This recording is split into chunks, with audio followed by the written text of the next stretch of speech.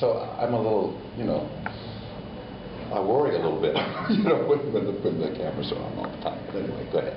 Well, you present yourself very well. Well, thank you. You're welcome. Are you going to begin?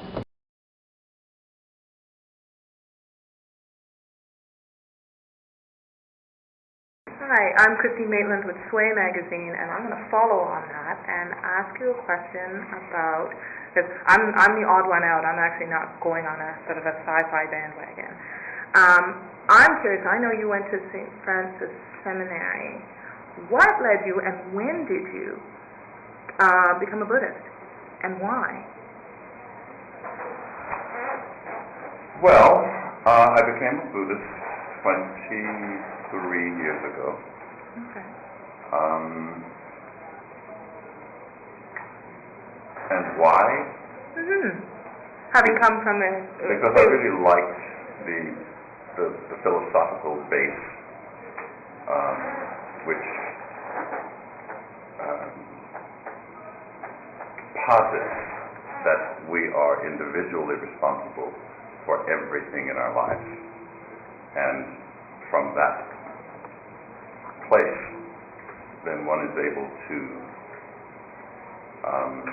take control of how one's life is. So, and that means, and I also like the idea that, that life is eternal. And so what you don't get done this time, you can do the next time.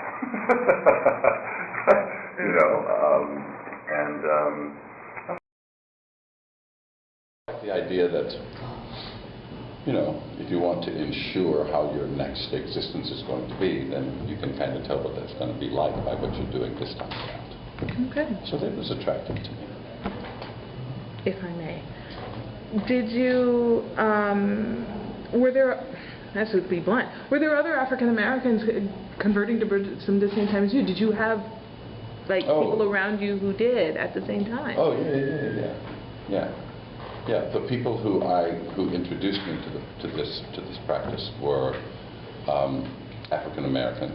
Although I have to say that's not the reason why I embraced it, but it did at the same time. The answer to your question is yes. Okay. And on that note, I'll let it pass on next.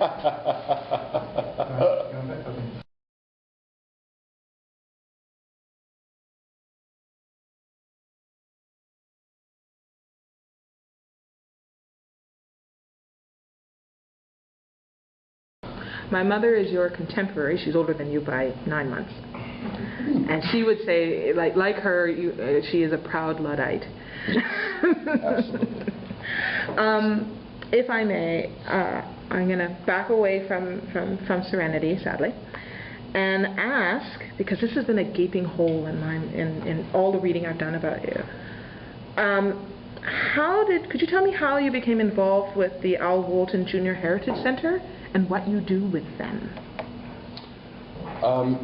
There was, I think it's very interesting, people have a hard time actually naming what that disturbance was that happened in LA in 1992.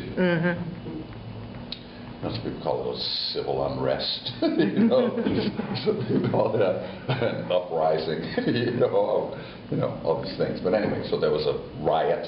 Yes. And I had a friend who was associated with the Wooten Center, who called me and said, after that upheaval happened, and said, I'm involved with this agency, and I think it might be something you'd really be interested in. Why don't you come down and check it out? And of course, at that time, the desire or the inclination to sort of do something to quell the violence was moving a lot of people, and I was one of them. Okay. And so I went down there. So anyway, it's an agency that there was a woman who had a son who was killed in a drive-by shooting, and the way she dealt with her grief was to try to save other kids. And so what she did was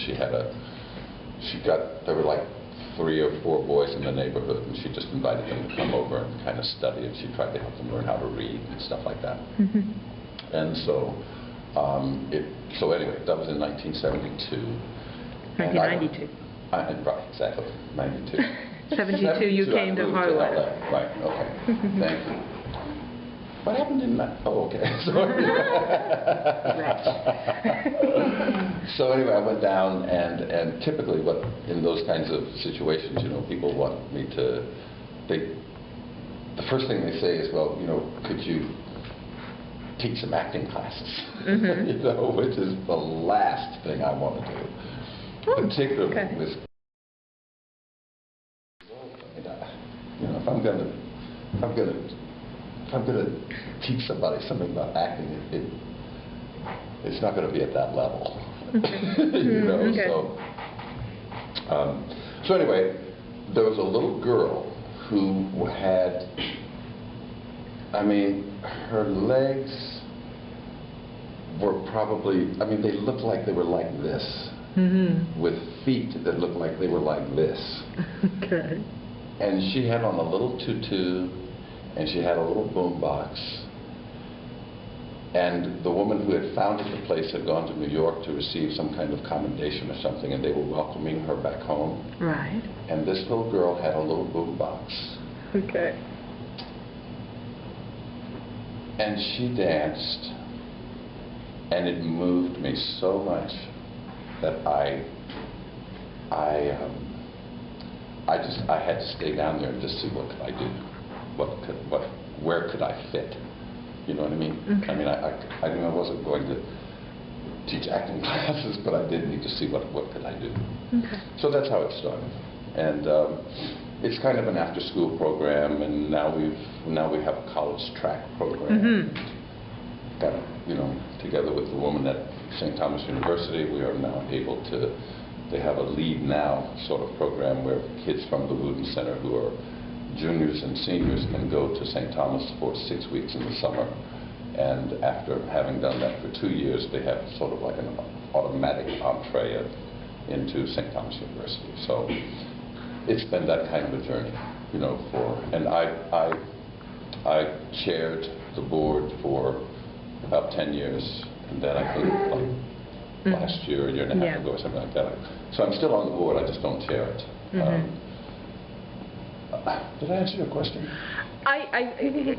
It's in part, but I think what I'm interested in is we, of course, while we haven't had a 92, there is a fear amongst Afro-Canadian, I'm going to say Afro because African-Canadian means something different up here, that our children are heading towards that level of violence.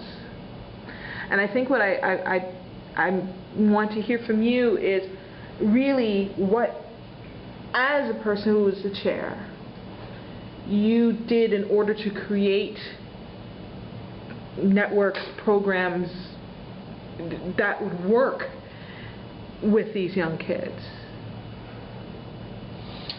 Well, most has to do with individual responsibility.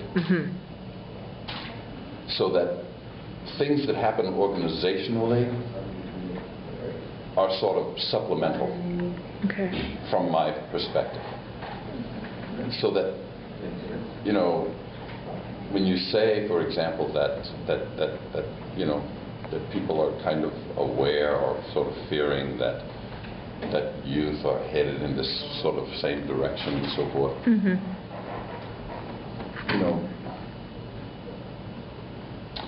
My feeling is, the answers need to start at home. And I'm totally aware of the fact that sometimes these kids don't have homes, or if they do, they have their foster homes, or they're all kinds of compromised situations. However, I also do believe that all of the religious organizations, all of the churches, all of the all those people who are so influential in our communities can be very influential in terms of connecting people with individuals who are able to inculcate and inspire individual responsibility. Because I think that organizations are made up of individuals. So we have to bring up these individuals who are responsible and answerable for what's going on in their lives and then in the environment around them, as opposed to finding these NGOs? Environmental answers that just sort of get flooded somehow through osmosis. The individuals pick up. I just don't believe it. Just doesn't move me in terms of my belief system. Thank you.